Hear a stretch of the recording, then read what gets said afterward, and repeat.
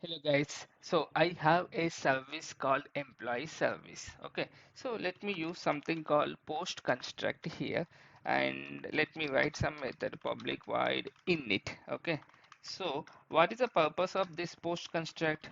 So the simple purpose is simple. When this service getting created as a bean in the Spring, then this post construct will get called, and whatever the logic presented here will get executed. Okay, this can be any access specifier. Only thing is you should not use the static methods, and this can be really useful when you're connecting with DB, where you can establish a connection before getting into your business logic, because the post construct will be called first when that's bean gets created, right? Similarly, you are working with some files where you want to connect to the files. There also this becomes a very handy. Okay, so hopefully I can show you something here.